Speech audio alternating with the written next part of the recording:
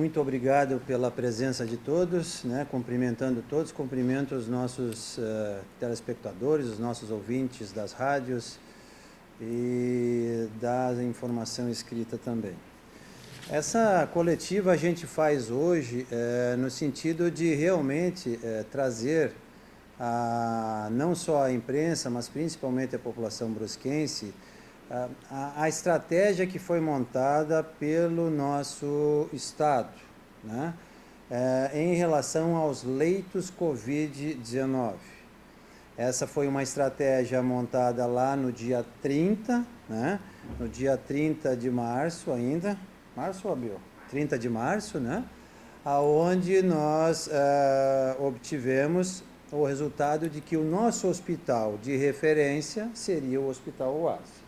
Eu acredito que isso para a imprensa ficou muito claro desde o início, porém, após essa transferência que nós tivemos na data de sábado último, daquela senhora, né, que está no Hospital Oasi, que é da região ali da Santa Terezinha, isso causou uma certa comoção do ponto de vista de que Brusque não teria leitos de UTI para tratamento Covid-19.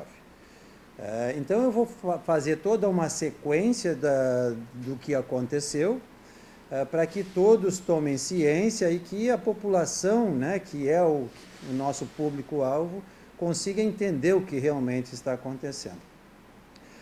Lá no início de março, quando começaram a surgir os casos, houve uma grande discussão dentro da cidade e principalmente entre nós que somos a Secretaria da Saúde juntamente com os hospitais, nós tratamos de providenciar qual seria a nossa capacidade instalada. A nossa capacidade instalada continua sendo o de 40 leitos de UTI, né? 40 a 45 leitos de UTI. Isso não mudou. O que é que mudou então? O que mudou foi que o governo do estado deu uma orientação no sentido de que de como seriam credenciados os leitos e quais leitos é que seriam credenciados. Então, naquele primeiro momento, através do plano de contingência, lá no dia 30, o estado trabalhou com as 8 macro-regiões, né, que temos, né, divididas em 8 macro-regiões, onde cada macro-região teria o seu hospital de referência para tratamento Covid, especificamente Covid-19. A nossa macro-região, que é a Anvi, né, que é o Médio Vale, foi contemplada com o Hospital Oasi. Nos últimos dias, fomos informados, claro, que a referência em relação a ser o Oasi foi de que foi o hospital que nos trouxe ou que nos deu a possibilidade de fechar todos os leitos e transformar aquele hospital exclusivamente num hospital para doentes Covid-19. Importante, essa informação chegou há pouco tempo para a nossa Secretaria da Saúde. É claro que nós também não deixaríamos o Hospital Azambuja se tornar a referência da macro-região, uma vez que a gente sabe o quanto o Hospital Oasi o Hospital Azambuja tem em termos de funcionamento para as outras doenças, né? A começar pelos traumatismos, né? As doenças traumáticas oriundas principalmente dos acidentes de trânsito. Fora isso, os AVCs, os infartados e assim por diante, que são os pacientes, a grande população que faz a permanência dos leitos de UTI serem contemplados na sua quase que plenitude. O Hospital Azambuja, ele tem um índice de permanência de 80% a 90% na sua constância, vamos assim chamar, ou na sua mediana, né? Não na média, mas na mediana, em torno de 80% a 90% de leitos de UTI ocupados. E por isso nós não tínhamos como também dizer que o Hospital Azambuja seria o nosso hospital de referência. Bom, mas retomando a situação, dia 30/3, então o governo do estado lança o plano de contingência, o nosso hospital de referência é o Hospital Oasi, e ao mesmo tempo o governo, dentro desse plano de contingência, mostra e aponta a todos os hospitais e Santa Casas, que são os hospitais filantrópicos e as Santa Casas, de que aqueles leitos que eles possuem dentro das UTIs que não são credenciados pelo SUS, ele estaria credenciando exclusivamente para a Covid-19. Vocês se lembram, no início do ano passado, ou meados do ano passado, não me recordo bem, nós fomos credenciados, nós tínhamos apenas 6 leitos de UTI credenciados até o ano passado. O ano passado, com o novo governo federal Mandetta, né, o ministro anterior, nós fomos credenciados, contemplados com mais 3 leitos de UTI. Então, o Hospital de Azambuja, que antes possuía 10 leitos, 6 credenciados pelo SUS, passou a ter 9 leitos credenciados pelo SUS. E apenas um leito, que ficou para a saúde suplementar e os particulares. Diante desse levantamento que o governo fez, então ele começou a apontar quantos leitos teria para serem credenciados dentro do Hospital Azambuja, quantos leitos teríamos para serem credenciados no Hospital Santo Antônio, no Hospital Santa Isabel, e um plano estratégico de montar leitos no Hospital UASI. Para a nossa região, então, ficou apenas um leito credenciado, ou com a proposta de credenciamento de apenas um leito. Chamamos a reunião o setor administrativo do Hospital Azambuja, onde estiveram presentes o senhor Evandro, o senhor Gilberto e o nosso diretor técnico, o doutor Eugênio.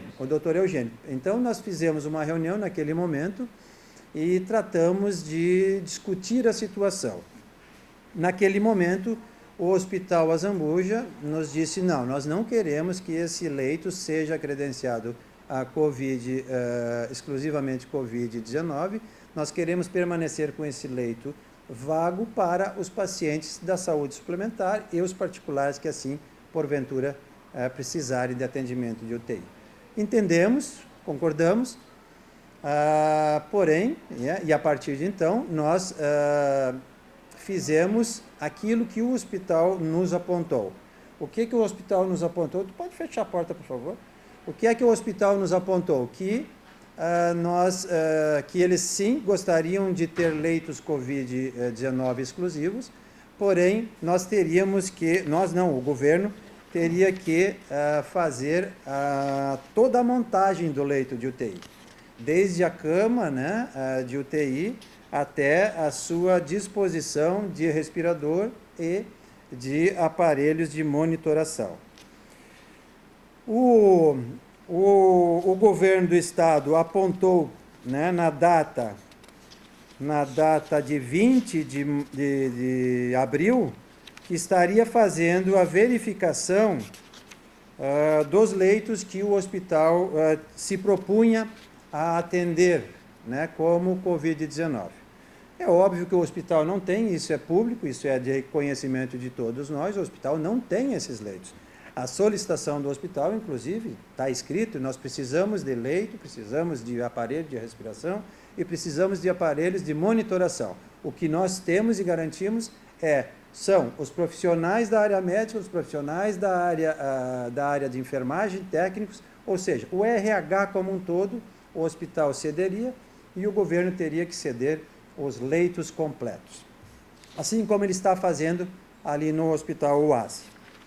O governo do estado, até então, daí suspendeu essa verificação, porque o hospital não tem os leitos, né?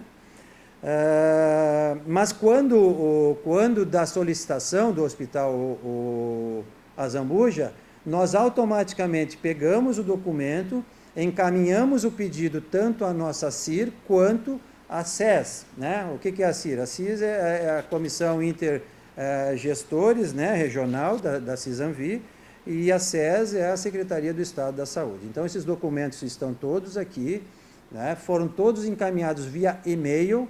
Por que foram encaminhados via e-mail? Porque é uma determinação dentro do plano de contingência. Todos os trânsitos de documentos oficiais estão sendo encaminhados via e-mail. Então, no dia 6, fizemos a reunião com o hospital, no dia 7 encaminhamos toda a documentação. No dia 20, a SES encaminhou a solicitação de uma agenda para reconhecimento dos leitos, não temos os leitos, então eles suspenderam a visita ao hospital.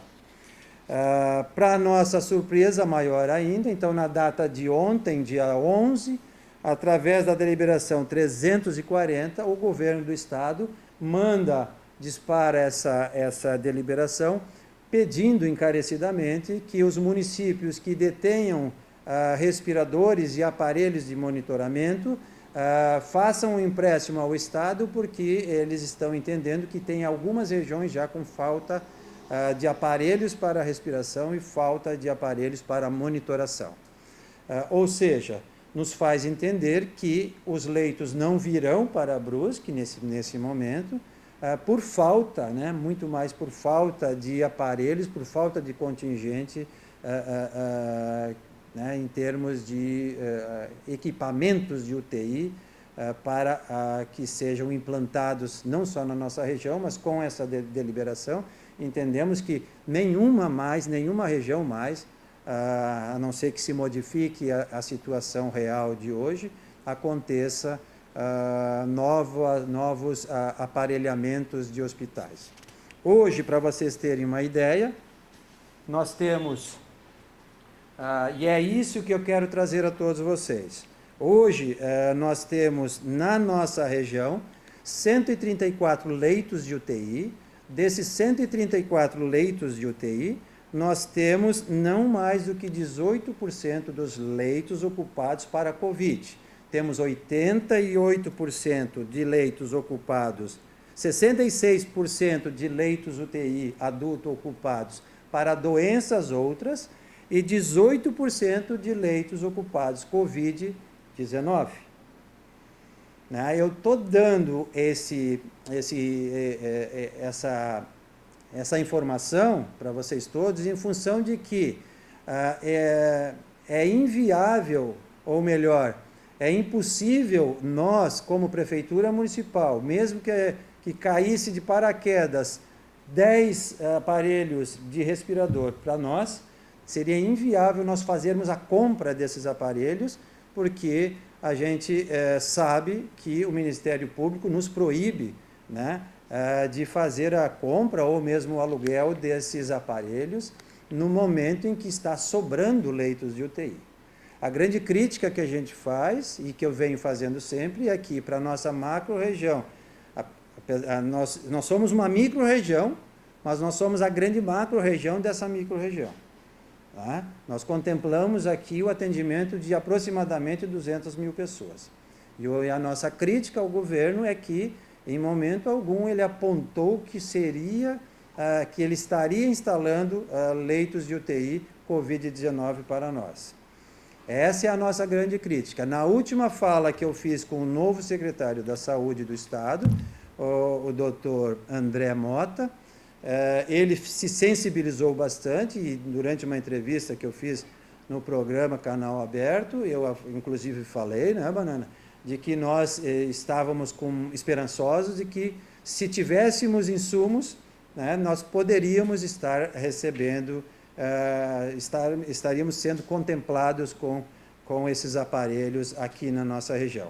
Ele entendeu que é uma região importante e que a gente deve minimizar essa transferência de pacientes de cidade para cidade.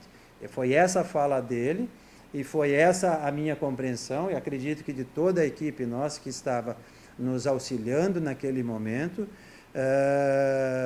e essa é a nossa grande esperança. A desesperança veio na data de ontem, quando essa deliberação chegou até as nossas mãos, pedindo que, se a gente tivesse alguma coisa para emprestar para o Estado, né, que, por favor, a gente fizesse, porque o Estado realmente estava necessitando. Só para vocês entenderem, eu vou fazer a leitura do terceiro parágrafo. Nesse sentido, a solicitação que fazemos, nesse momento, em negrito, a disponibilização de equipamentos existentes para a implantação de novos leitos de UTI. Os equipamentos solicitados são respiradores, monitores cardíacos que sejam passíveis de remanejamento para as unidades hospitalares de referência na região de saúde. Enfatizamos que, devido à gravidade dos casos apresentados pelos pacientes, faz-se necessário, além de equipamentos, profissionais treinados. Essa estrutura já existe em unidades regionais de referência, sendo a ampliação de leitos nessas unidades a conduta considerada mais adequada nesse momento. Está aqui, vocês podem pegar essa documentação nos sites do governo, é um ofício circular de número 340/2020, onde o Estado, lançou na data do dia 8 de maio, mas a gente teve conhecimento na data de ontem. Então, basicamente, é isso que eu quero mostrar à nossa população. Nós temos leitos Covid-19, sim, não os temos aqui em Brusque. O que é que nós temos em Brusque? Nós temos 9 leitos em Brusque, dos quais todos eles servem para atender pacientes Covid, mas não exclusivamente pacientes Covid.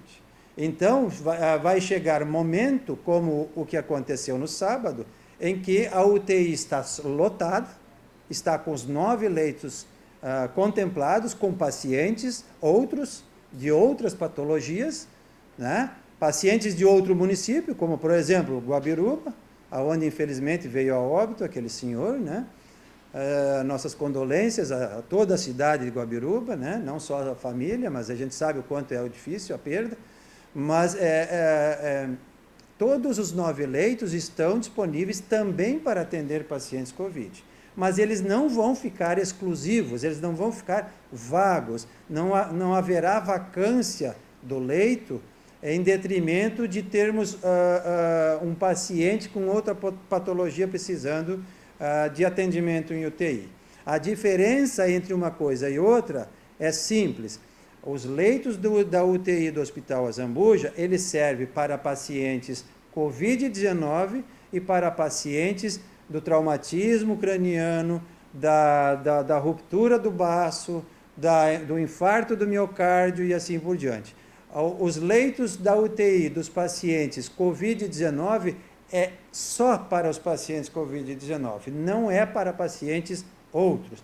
Pode ter uma cirurgia monstruosa, que precisa de leito de UTI, tem 10 leitos Covid-19 vagos, ela não vai poder ocupar aquele leito Covid-19, ela vai ter que ser encaminhada para outro hospital. É isso que a gente tem que colocar para vocês, para que realmente a população entenda que, em termos de leito Covid-19, nós estamos sobrando no momento. Para as outras patologias, nós estamos faltando desde sempre. Sempre faltou leito de UTI, infelizmente. Agora, talvez, a estrutura de saúde, com essa avalanche, com essa sensibilidade por parte da população e principalmente por parte dos políticos, a gente consiga ter mais recursos financeiros para ampliação de leitos de UTI, para as outras patologias, né? Porém, para a patologia COVID, hoje, no momento, nós estamos com 18% dos leitos ocupados. Eu sei que é difícil o nosso ente ser transferido para outra cidade, eu sei disso. Eu gostaria que todos os nossos pacientes ficassem em Brusque, sendo atendidos aqui pelo nosso corpo clínico do Hospital Azambuja. Mas eu também tenho que entender que o planejamento de contingência, o plano que foi contingenciado naquele momento, naquele dia 30, trouxe para a nossa região um outro hospital. Talvez, se nós tivéssemos tido a percepção naquele momento de que poderíamos fechar o Hospital Dom Joaquim e transformar ele num hospital absolutamente Covid-19, eu estaria de pleno acordo e seria o primeiro a lançar a ideia. Mas, praticamente, eles montaram o plano de contingência sem muito discutir com os secretários, ou quase nada de discussão com o secretariado, e aí a gente perdeu a oportunidade de discussão. O hospital veio, sim, né, escolhido por eles. Mas com essa proposta que agora, claro, eu como secretário da Saúde tenho que concordar, que eu não poderia fechar o Hospital Azambuja de maneira nenhuma, né? Nós temos o Hospital Azambuja como referência não só de Brusque, né? É como eu disse antes, são mais de 200 mil pessoas que dependem do hospital. Então, seria uma proposta indevida da minha parte. Gente, então, assim, os nossos pacientes, num primeiro momento, vão ser atendidos no Hospital Azambuja, sim. Nós temos 71 leitos clínicos disponibilizados dentro do Hospital Azambuja, exclusivos Covid-19. Desses 10 é pediátrico, né? Desses 10 é exclusivo para a pediatria. Porém, a internação em UTI vai depender de leitos vagos dentro da UTI, né? E se o nosso hospital, como aconteceu no sábado, estiver lotado de pacientes, nós vamos sim ter que transferir esses pacientes para o Hospital Oasi.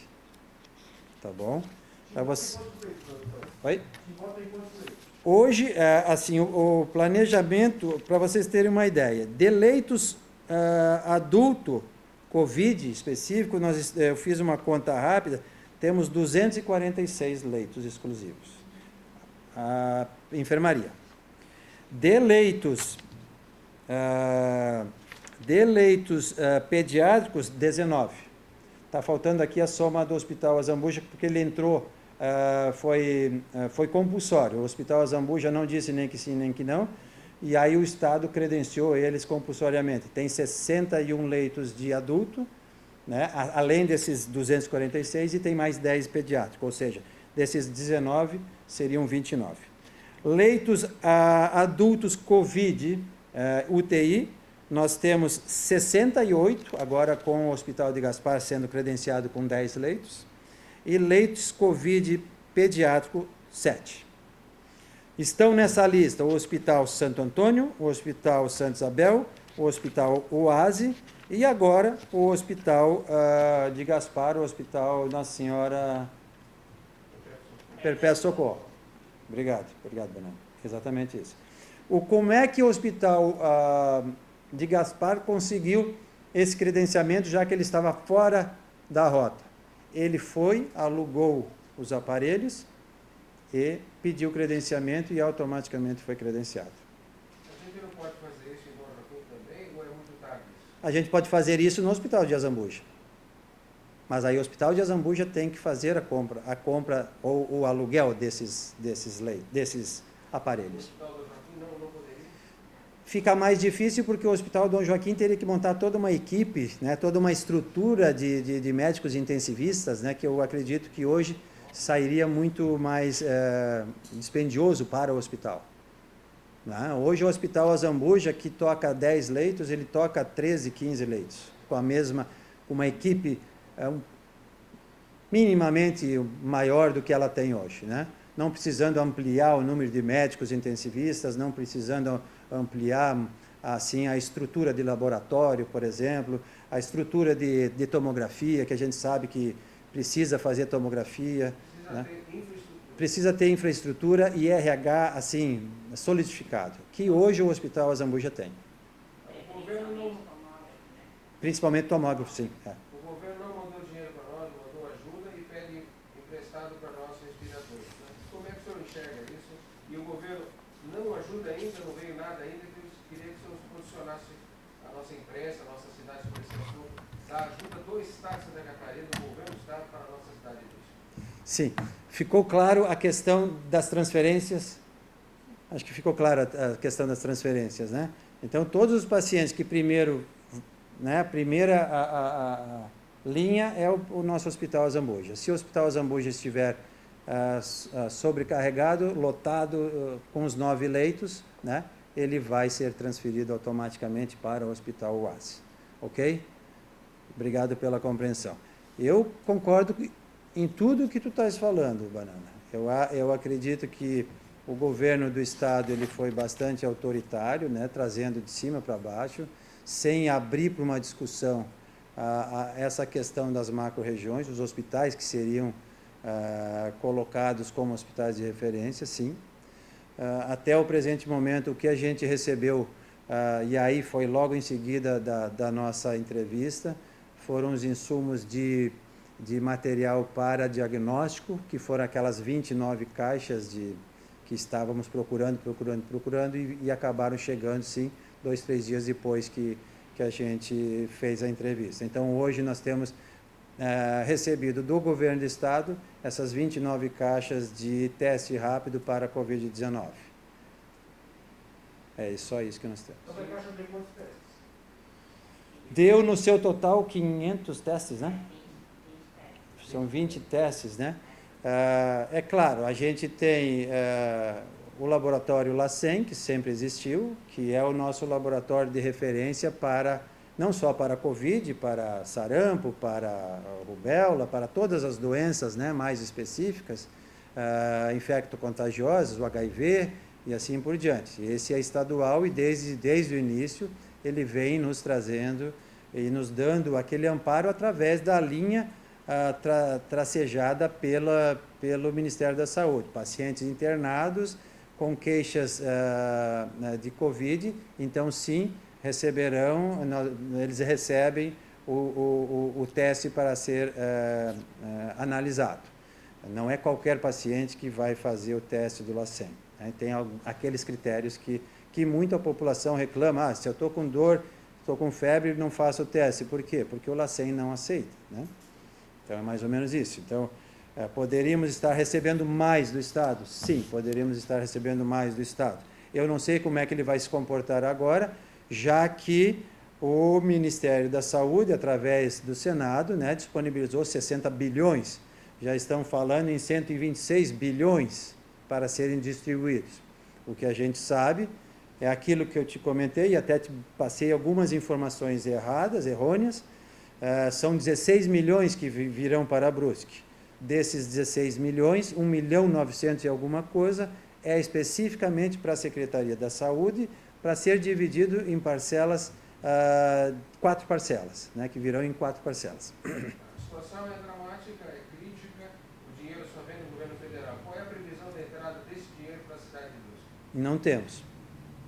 O único dinheiro que nós temos, certeza, e que está no caixa, é aqueles 1.764.000 reais, que veio do Ministério. Porque a cidade hoje conta, como é que está a situação de infectados, como é que está a situação hoje no momento e daqueles que estão com sintomas?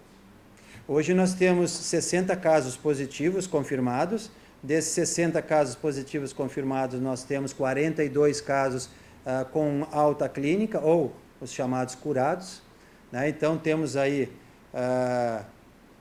60 para 42 dá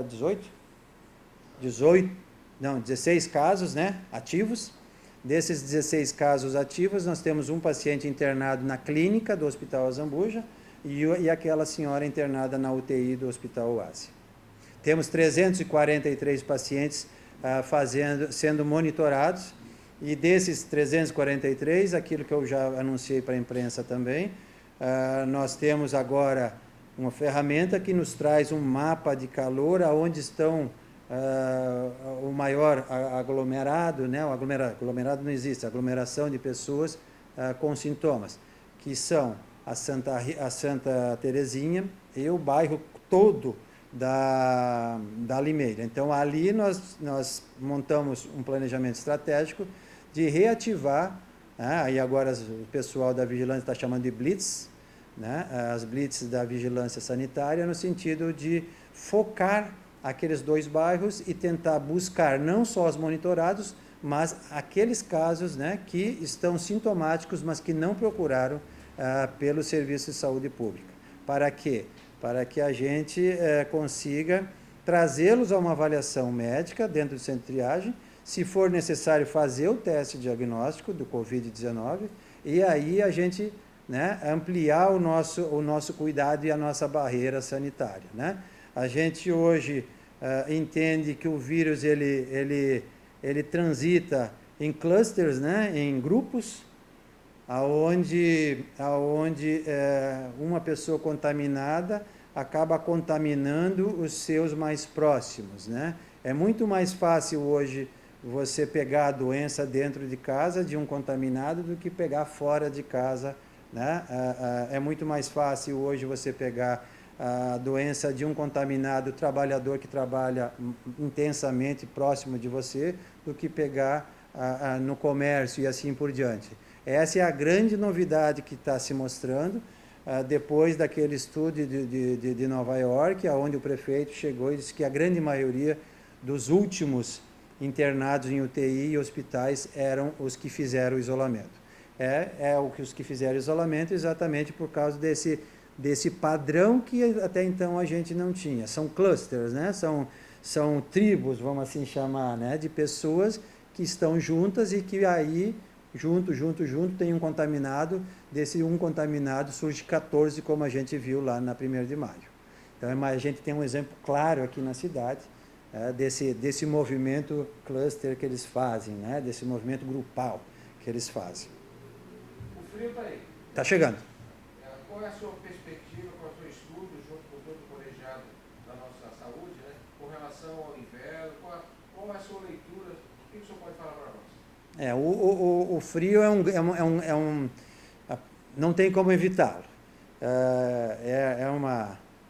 É uma estação que está chegando e que vai fazer com que a aglomeração aconteça com maior frequência, não voluntária, mas em função do frio, sim, vai acontecer, né? E isso vai nos trazer um maior número de contaminados, sim.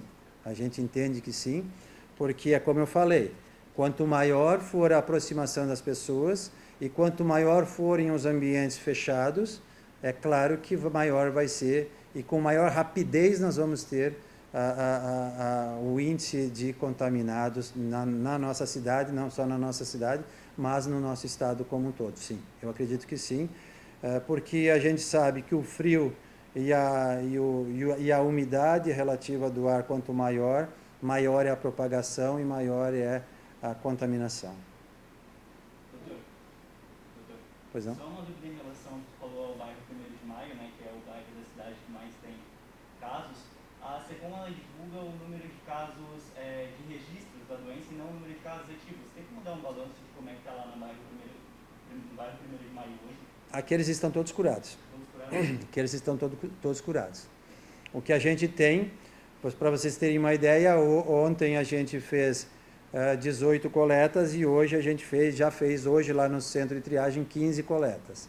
Então, um número que até domingo estava em 1 caso, né, esperando o resultado, hoje nós estamos aí com 30 e até o presente momento 33 casos que vão entrar na fila de pacientes suspeitos Covid-19. Então é muito volátil, é muito dinâmico essa questão, porque depende da procura dos pacientes, né, para o nosso centro de triagem, depende da velocidade de entrega do resultado dos exames, tanto pelo LACEN quanto pela Genolab. A gente está fazendo, vocês poderiam perguntar quantos é próprio e quantos é LACEN.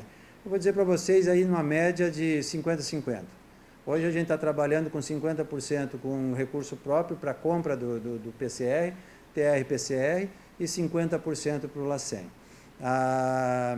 Os testes rápidos que chegaram para nós são testes rápidos mais para descarte ou alta dos pacientes do que propriamente para diagnóstico, uma vez que eles testam positivo 94% somente após 10 a 14 dias. Então é um teste que veio, mas é um teste que para nós ele pouca utilidade tem do ponto de vista de diagnóstico. É paliativo. Ele é muito mais aproveitado para a alta do paciente, né, do que propriamente para o diagnóstico. Por isso que tem um decreto de uso de máscara. Sim. Muita gente está resistindo de máscara. Infelizmente, aí pela rua, alguns tentam até entrar no supermercado, em lojas, sem máscara, né? O que o senhor pode falar para nós da importância da máscara por si só, da gente ter não só a nossa proteção, mas proteger outras pessoas também? É muito boa essa pergunta, porque assim, a gente tem um decreto, fomos o primeiro município a decretar a obrigatoriedade quanto ao uso de máscaras. Nós já recebemos de um grupo de empresários 60 mil máscaras, com a promessa de que virão mais 100 mil máscaras para a gente poder fazer a distribuição gratuita dessas máscaras. Estamos distribuindo essas 60 mil máscaras dentro do território comercial, supermercados, lojas, shopping, ali na nossa Praça Barão de Schnebel, em todas as regiões do município estamos colocando máscaras à disposição da nossa população. Nós tivemos há uma semana, 10 dias atrás, nós tivemos a pesquisa, agora quinta-feira faremos a segunda pesquisa para ver se isso ampliou o número de pessoas que circulam na cidade com o número de máscaras. O nosso centro ele está de parabéns, mais de 80% das pessoas usando a máscara fora de ambientes comerciais, porém nós temos ali Santa Terezinha e o bairro do Dom Joaquim, que nós obtivemos não mais do que 56% de pessoas utilizando a máscara. Isso é algo bastante crítico, é ruim para nós todos, mas é muito ruim para eles. Veja, um dos bairros que está mais com sintomas respiratórios é a Santa Terezinha. E não é por acaso, eles não estão usando máscara, então quer dizer, o que está acontecendo? A máscara é para que você não transmita para os seus próximos, né? A gente fala de convivência responsável, a gente fala de solidariedade. É isso que a gente tem que pensar num movimento de pandemia como esse. A gente tem que pensar que a gente não pode estar transmitindo para o próximo. O que a máscara faz? Como diz aquele programinha ali dos peixeiros ali de Florianópolis, se eu tiver sem calça, você sem calça, se você mijar na minha calça, vai molhar a minha perna. Agora, se você tiver de calça e fazer xixi, você vai fazer xixi na sua calça e não vai me molhar. Essa é a função da máscara. A máscara, se você espirrar, se você fizer uma coriza, se você tossir, ela não vai dispersar para o ambiente. Então, com o uso da minha máscara, eu vou estar protegendo o outro. E se o outro estiver usando a máscara, vai estar protegendo a mim. Por isso que é importante que cada um de nós cobre o uso da máscara do outro. Porque se ele não estiver usando a máscara, ele não vai estar se autolesando, ele vai estar lesando a nós que estamos usando. Então a gente tem que fazer esse trabalho também de responsabilidade e dizer, vai usar máscara, você precisa usar máscara, porque senão daqui a pouco eu vou pegar uma gripe por tua causa. Então isso é importante que a gente faça também e que a gente divulgue. O distanciamento está diretamente relacionado com a chegada do frio. Por quê? Porque no frio a gente se aproxima, a gente quer se aquecer, a gente quer ter o ambiente fechado, né? E a gente quer que todo mundo fique dentro de casa. A gente não pode mandar 2, 3 para a rua, para a área, 2, 3 lá para o pátio e um só ficar dentro de casa. E é exatamente essa grande preocupação com a chegada do frio, essa falta do distanciamento. Para vocês terem uma ideia do problema sério que a gente vive, nós tivemos que dispensar agentes da saúde e da vigilância sanitária para orientar o distanciamento nas filas dos bancos. Isso, para a nossa população, que é uma população consciente, responsável, ordeira, isso é inadmissível. Ter que colocar a gente, pagar pessoas para dizer, olha, não fique próximo do outro. Isso, para mim, é algo extremamente incompreensível, porque é dinheiro público que está sendo colocado para eu dizer para você que você não pode ficar 1,5 metro, né, perto da outra pessoa, porque você pode se contaminar ou porque você pode estar contaminando o outro.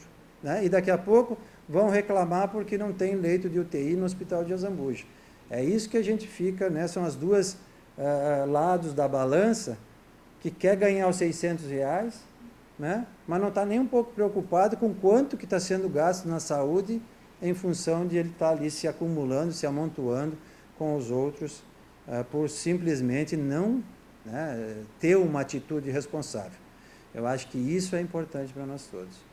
Secretário, uma pergunta que sempre, me perdoe a ignorância, está exagerando, mas as pessoas sempre se perguntam, nessa discussão toda o Hospital Imigrantes, como é que entra?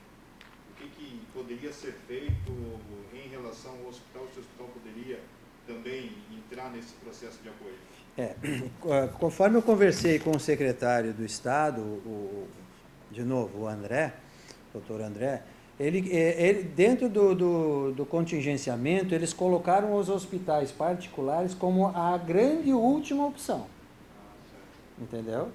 Então, a última opção que nós temos, faltou leito do SUS, faltou leitos, não chegaram o planejado dos 200 respiradores com os 33 milhões. Não chegou. O que a gente vai fazer? Bom, as Santa Casas estão lotadas, os hospitais filantrópicos estão lotados. Para onde é que a gente vai encaminhar? Aí a gente vai começar a falar em compra de leitos dos serviços particulares. Mas nesse momento não. Nesse momento não, até porque, conforme os números que eu apresentei para vocês, aqui na nossa macro-região, a região da Anvi, da Cisanvi, nós estamos com 18%, no dia de ontem nós estamos com 18% dos leitos Covid-19 ocupados. Ou seja, nós temos 10 leitos ocupados. É pouco. É pouco. Nesse momento é pouco. Nós temos 10 leitos ocupados nas UTIs e temos 10 leitos, dos 246, nós temos 10 leitos de internação clínica. Uma das coisas que eu sempre falo, e agora é um questionamento, o pessoal fala do pessoal que está com contágio, mas não fala exatamente aquilo que o pessoal está internado. Né? Na verdade, se nós temos 500 contaminados, temos às vezes 2, 3 internados. Isso. Então não fala essa relação. É aquilo que eu sempre digo, né? E talvez pelas entrevistas terem acontecido mais com o Banana, ele captou bem. Né? A minha preocupação sempre não é com o número de contaminados. A minha preocupação sempre vai ser quantos pacientes eu tenho internado no hospital. Hoje eu tenho que me preocupar com quantos pacientes aqui no hospital. Um está na UTI. A minha preocupação com aquela paciente da UTI é que ela se recupere o mais rapidamente possível. A nossa solidariedade enquanto Secretaria da Saúde para com a família e para que ela consiga se recuperar. Porque aquele é o último estágio. A minha preocupação, então, como gestor, está onde? Nesse paciente que está aqui no Hospital Azambuja, na ala clínica. Se ele vai partir para uma melhora ou se ele vai evoluir para uma piora. Então, a nossa monitoração sempre vai se dar em cima dos pacientes que estão dentro das clínicas médicas, né, dos isolamentos Covid-19 e o nosso monitoramento, que é diário, através desse programa que a Cisanvi nos disponibiliza, onde é atualizado diariamente quantos leitos nós temos disponíveis, né, quantos leitos de UTI nós temos disponíveis e assim por diante. Então, para nós, hoje está tranquilo, sim, apesar de que, do ponto de vista de querer ter leitos exclusivos para a Brusque, isso sim é uma coisa que para nós seria muito interessante.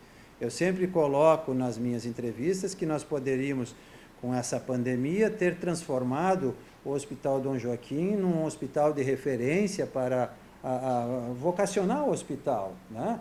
Vocacionar, por exemplo, como um hospital maternidade, com UTI pediátrica, com leitos disponibilizados para gestantes de risco grave, de grave risco e assim por diante, dando um respiro para o Hospital Azambuja, para que o Hospital Azambuja finalmente se torne um hospital de alta complexidade. Né? Tudo isso a gente poderia estar discutindo nessa hora, né? Porque dinheiro está vindo, está chegando dinheiro do Ministério, do Estado não. Mas como o Estado não fez nenhuma discussão, e essa é a minha crítica, nós não tivemos essa abertura para conversar sobre isso. Talvez, passada a pandemia, a gente consiga alguma coisa. Né? Talvez a gente consiga reescalonar e começar a falar em vocação hospitalar. Os pequenos hospitais, se a gente não discutir vocação para eles vão obrigatoriamente à falência ou na dependência 100% dos recursos municipais, porque não vem dinheiro estadual, não vem muito pouco dinheiro federal, né? E o grande aporte sempre vai ser do recurso próprio do município. Então a gente sim tem que começar a discutir. O Hospital Dom Joaquim é um hospital de excelência, é um hospital que resolve 90% dos nossos problemas e seria uma grande perda se, porventura, acontecer o que vinha acontecendo com o Hospital Dom Joaquim. Saímos em 2016, tinha 90 leitos credenciados pelo SUS, passou para 75 e até o ano passado já estava em 63, Ou 5? Tem 47 e 31 SUS. 47 do SUS. Não, 47 total, 31 SUS. 31 SUS. Né? Então, assim, cada dia, cada ano, o Hospital Dom Joaquim perde recurso federal. Né? A gente precisa rediscutir o modelo de saúde da nossa região. Eu acho que isso é importante. Doutor, sobre aqueles respiradores que os empresários iam adquirir e comprar para o hospital lá, tem alguma notícia lá? Então, não temos. É a mesma situação que nós, naquele primeiro momento, isso é importante, excelente pergunta. Naquele momento nós tivemos o quê? Tivemos não sei se foi uma propaganda, né, de marketing e política, porque empresário tal doou um respirador, empresário B doou um respirador, empresário C doou um respirador, o município de Guabiruba doou um respirador, o município de Botuverá doou um respirador, e a grande cobrança caiu sobre os nossos ombros. Sim, mas e Brusque não vai doar nada? Eu disse, bom, Brusque vai doar, mas assim, nós precisamos ter certeza que isso vai chegar. Chegou ontem, só que agora a gente está proibido de alugar.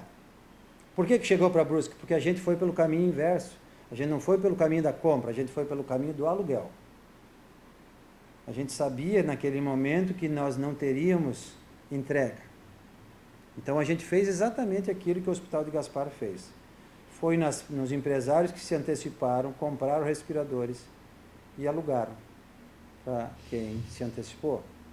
Nós, naquele momento, a gente foi até os empresários, solicitamos o aluguel de 3, ontem eles apontaram que eles podem entregar 2.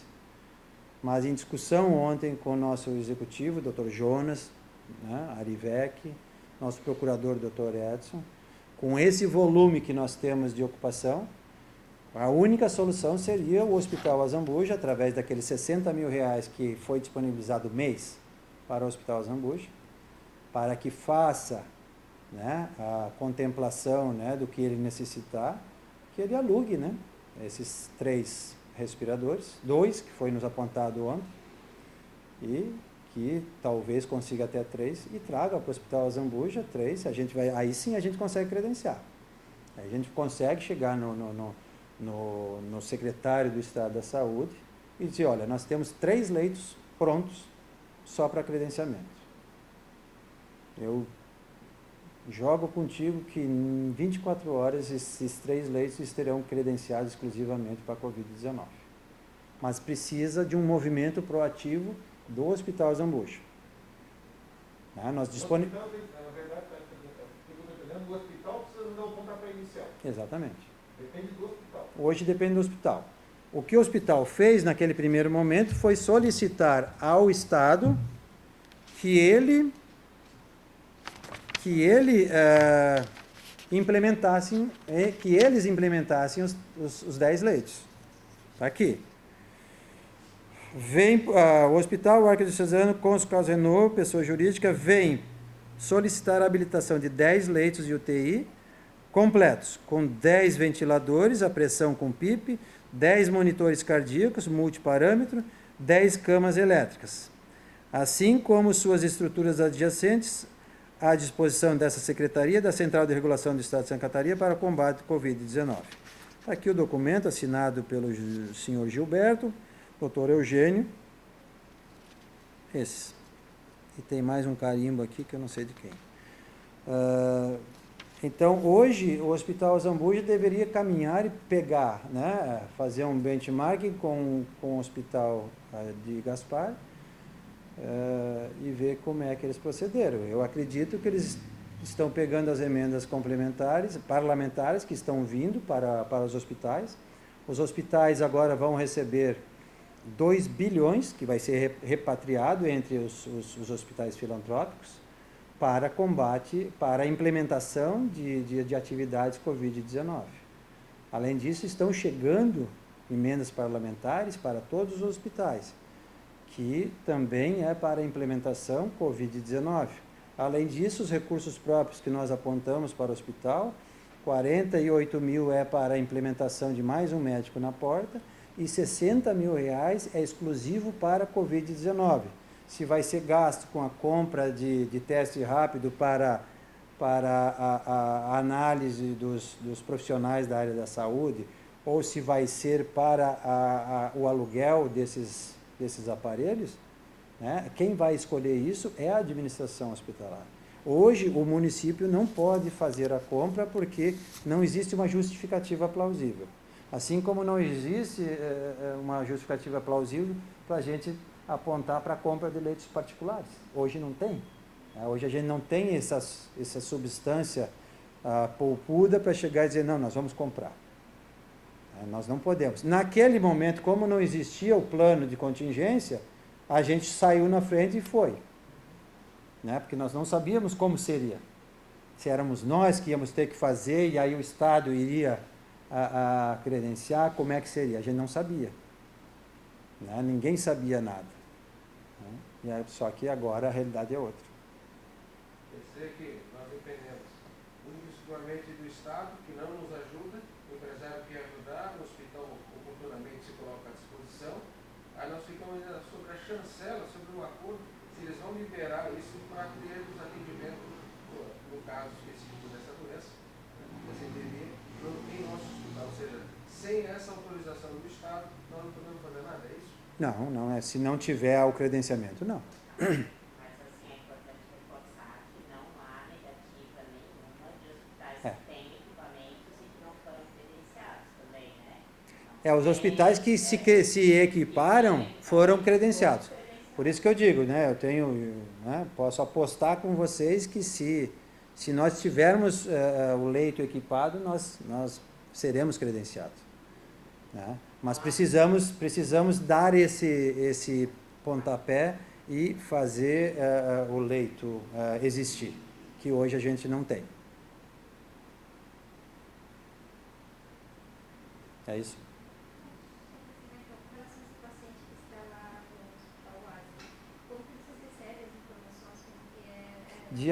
Diariamente a gente tem um boletim que vem via e-mail para nós, para a nossa central ali da epidemiologia, onde vem um relatório do que está acontecendo com o paciente e o quadro que ele está do ponto de vista hemodinâmico. Então, por exemplo, um paciente grave que não teve evolução positiva ainda, foi o último boletim que foi de ontem.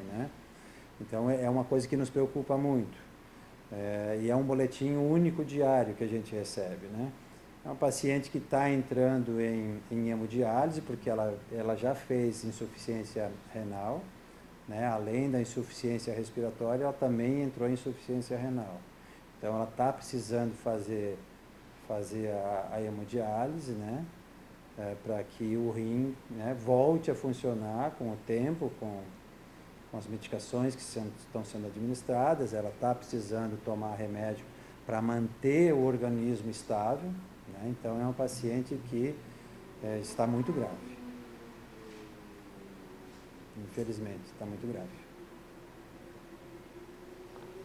Doutor, para a gente estar quase encerrando, talvez é importante para Santa Terezinha, sobre máscara, Dona Joaquim, Bairro Ribeiro, para mim também tem alguns probleminhas lá, Fica, por gentileza, as suas considerações aí.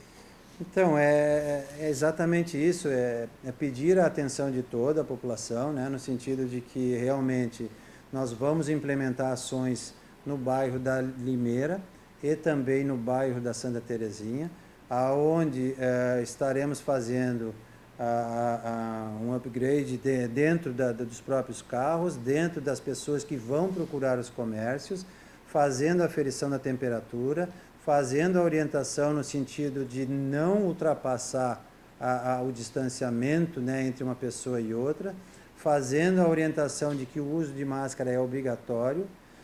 Queremos, daqui a pouco, se essa pesquisa de quinta-feira vier desproporcional negativamente em relação à pesquisa da última quinta-feira, a gente vai ter que chegar para o nosso prefeito e pedir que ele tome uma atitude de maior impacto para aquelas pessoas que estão sem o uso da máscara, porque a gente entende que, como o colega aqui espirrou por 3 vezes, esse espirro poderia ter se espalhado pela sala toda. Não se espalhou por quê? Exatamente porque ele está com a máscara. O espirro dele ficou com ele. Então, é importante que a população entenda as estratégias que nós estamos montando. Por que são esses 2 bairros os escolhidos? Porque eles estão com o maior número de casos de pessoas doentes pulmonares e que se o monitoramento está mostrando isso, provavelmente a população como um todo está mais contaminada do que o resto da população. Por isso nós vamos fazer a busca ativa, né? Seja dos pacientes COVID que moram junto com os seus contaminados, seja dos pacientes que estejam com sintomas respiratórios positivos, para que eles realmente fiquem em casa e contemplem o isolamento. Outra coisa importante que eu não citei é que na última reunião que nós tivemos com o colegiado de empresários, a CIB, CDL, Sindilojas, ficou definido naquele momento que todo empregado vai ser monitorado temperatura na chegada da empresa. Chegou no emprego, monitora a temperatura. Se tiver com temperatura alterada, vai ser obrigatoriamente transferido para o centro de triagem. Empresário algum vai receber os seus funcionários com alteração de temperatura. Não sei se vocês já estavam sabendo disso tudo, mas isso é importante para nós porque tem muito indivíduo, tem muito munícipe que não quer o atestado, por medo de perder o emprego. Muito pelo contrário, o que o empresariado quer é que você não chegue dentro da empresa dele contaminado. Então, fique tranquilo. Se você receber um atestado médico de 14, 20 dias para ficar em casa, não te preocupe porque o empresariado quer que você fique em casa, ele não quer que a empresa pare porque você foi trabalhar doente. Esse é um momento onde a doença pode paralisar uma empresa. Uma empresa pequena, por exemplo, aquela empresa da 1º de maio teve que paralisar, porque das 14 pessoas, 8 que trabalhavam na empresa, os 8 estavam contaminados. Vejam, então assim, o desfalque que isso vai trazer para qualquer empresa. Então, é importante a população entender que o empresariado está do nosso lado e ele quer que todo empregado, né, vá trabalhar, sim, mas que vá trabalhar sem nenhum sintoma. Muito obrigado.